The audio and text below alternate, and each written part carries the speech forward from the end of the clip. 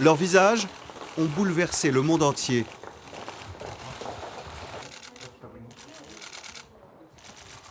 Le 17 août dernier, à Moscou, derrière une vitre blindée, comme des terroristes, elles étaient jugées pour vandalisme et incitation à la haine religieuse. L'une est mère au foyer, l'autre étudiante, la troisième informaticienne. La sentence est de 2 ans de travaux forcés dans une colonie pénitentiaire. Au goulag, pour une chanson. Le crime des Pussy Riot est d'avoir osé défier Vladimir Poutine.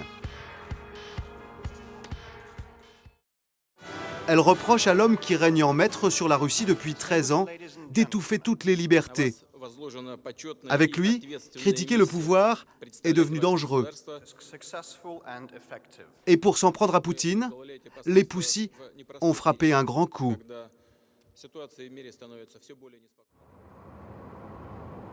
Leur méthode, publier sur Internet des images chocs qui seront vues par des millions de personnes. Ça s'est passé le 21 février dernier, à 2 pas du Kremlin, dans un lieu sacré. La cathédrale du Christ Sauveur, l'équivalent russe de Notre-Dame de Paris.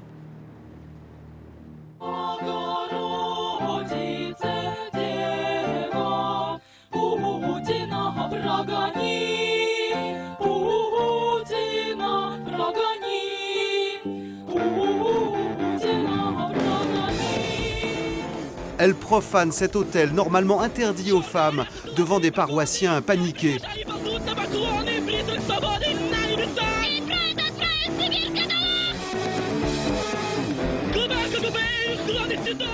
Le groupe sera chassé des lieux par des fidèles et des vigiles.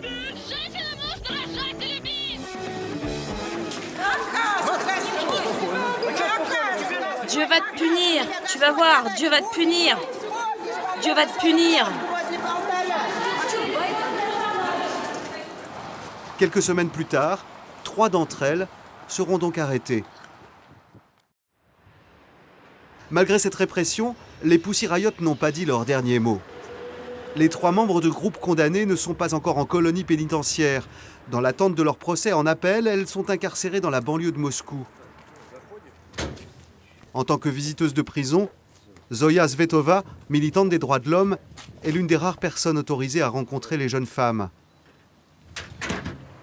Nous lui avons demandé de leur poser des questions à notre place. Les Pussy Riot sont enfermés 23 heures sur 24 dans des cellules séparées. Étonnamment, avec le recul, elles considèrent qu'elles sont allées un peu trop loin.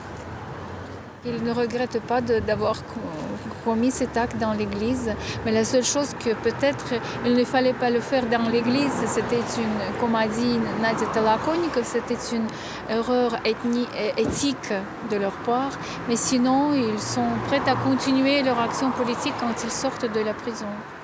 Et les autorités ne sont pas au bout de leur peine avec ces jeunes filles enragées. Car les Pussy Riot sont en réalité une dizaine, c'est un collectif. Recherché par la police, le reste du groupe s'apprête à commettre une nouvelle action. Elles nous ont donné rendez-vous dans une librairie, dans le plus grand secret.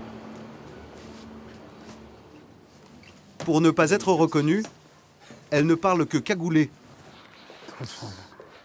Et elles se sont donné des pseudonymes. Je m'appelle Chat. Et vous ?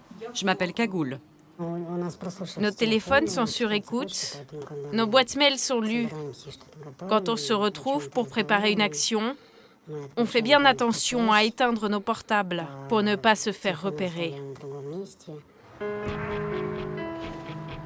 Le coup d'éclat est prévu dans 5 jours. C'est dans la banlieue de Moscou, dans un lieu tenu secret, que vont avoir lieu les derniers préparatifs. Nous retrouvons donc Cagoule et Chat.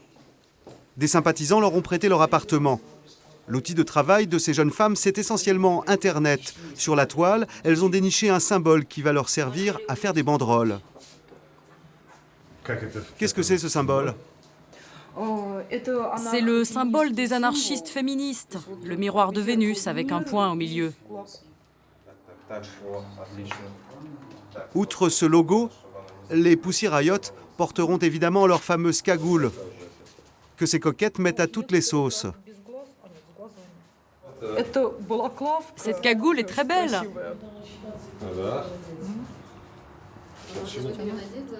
C'est dangereux de porter une cagoule aujourd'hui ?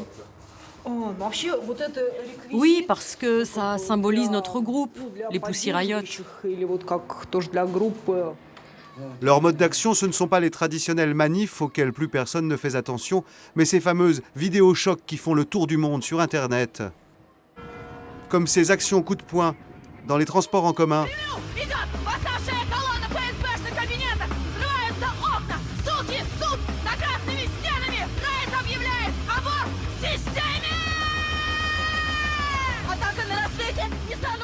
Ou encore plus fort, sur la place rouge, juste en face du Kremlin, le symbole du pouvoir en Russie.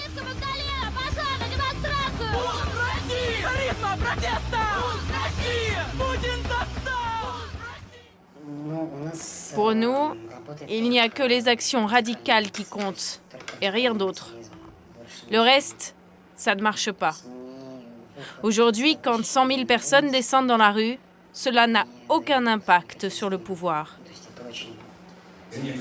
Scandalisées par la répression qui s'est abattue sur leurs copines, elles vont cette fois-ci aller encore plus loin. Pour la première fois, elles veulent s'en prendre au portrait du président Vladimir Poutine. Nous ne pourrons pas assister à cette opération quelques jours plus tard, car par souci de sécurité, les Pussy Riot ne se font filmer que par leurs propres caméras. On se bat pour le droit de chanter, de penser, de critiquer, d'être des musiciennes, des artistes. Cette fois-ci, les images qui vont frapper les esprits sont tournées dans un bâtiment désaffecté en banlieue. Elles en profitent pour remercier les stars internationales qui les soutiennent. Merci Madonna, merci les Red Hot Chili Peppers, merci Green Day. Merci aux punks féministes et aux musiciens du monde. Cette puissance des images sur Internet, les Pussy Riot ne sont plus les seuls à l'utiliser. D'autres jeunes opposants en ont même fait une arme redoutable contre les violences policières.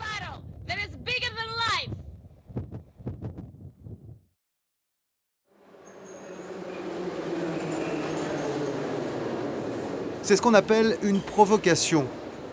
Maxime porte sur son sweatshirt un slogan qui réclame la libération des prisonniers politiques. Avec ça sur le dos, il est quasiment assuré de finir la journée au poste. Mais cet ingénieur en informatique de 22 ans qui a fait ses études au Canada veut défier les forces de l'ordre. Il a organisé aujourd'hui une manif pour que soient libérés les prisonniers d'opinion. Je pourrais bien me faire arrêter pour ça. Pourquoi ? Parce qu'en Russie, il existe une police de la pensée. Une unité dont le travail est d'identifier les personnes qui ne pensent pas comme tout le monde. Pour éviter les brutalités policières, ces jeunes activistes ont trouvé une parade. Ils sont toujours accompagnés de militants qui les mitraillent pour mettre les images sur Internet. Certains diffusent même leurs reportages en direct sur la toile. Bonjour, nous sommes devant le cinéma au métro Arbatskaya pour voir le début d'une action avec des cagoules. Car ils le savent, la hantise des policiers, ce sont ces images où on les voit frapper des manifestants.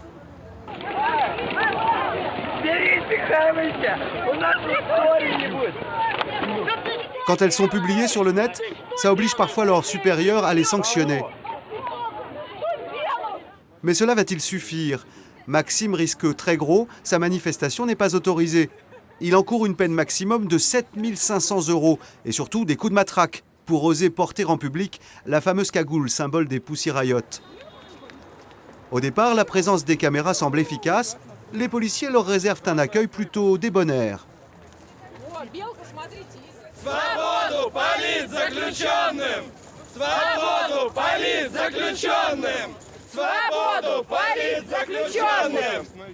Bonjour messieurs, arrêtez-vous une seconde.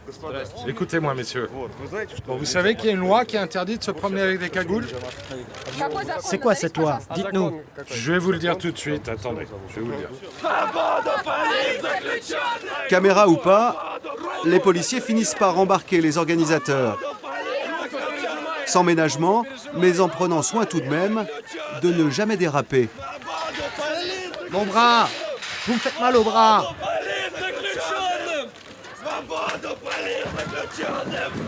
Car décidément, tout est filmé. Même dans le fourgon, les militants utilisent leur téléphone portable pour tourner ces images. Étonnamment, dans la précipitation, les policiers n'ont pas pensé à leur confisquer leurs appareils. Et se sachant filmer de tous les côtés, ils font très attention. Une fois au poste, les militants poussent même l'audace jusqu'à leur demander leur identité, comme le permet la loi. Une humiliation.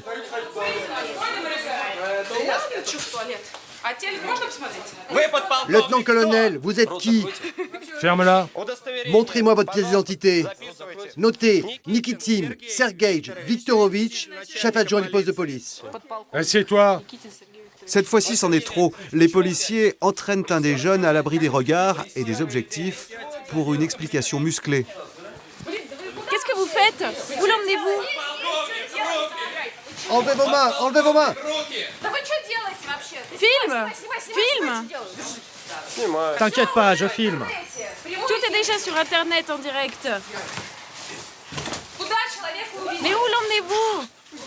Il le tabasse! Il le tabasse! Vadim est en train de se faire tabasser, je l'ai vu de mes propres yeux. Vadim, qui sortira du commissariat couvert de bleu, n'osera pas porter plainte contre les policiers. Quant à Max, l'organisateur de la manif, il sera jugé pour trouble à l'ordre public et espère s'en tirer avec une amende de 1 000 €. Ce n'est pas le maximum, mais tout de même, c'est l'équivalent pour lui d'1 mois de salaire.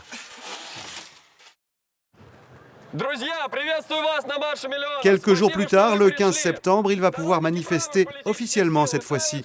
Le pouvoir a pour une fois autorisé un défilé qui sera très encadré. Comme dans un aéroport, il y a des portiques de sécurité. Les manifestants doivent se débarrasser de tous les objets qui pourraient se transformer en projectiles. Au milieu du cortège, des sympathisants des Pussy Riot. Mais ils le savent, ces manifestations n'ont aucun impact comparé aux images diffusées sur Internet.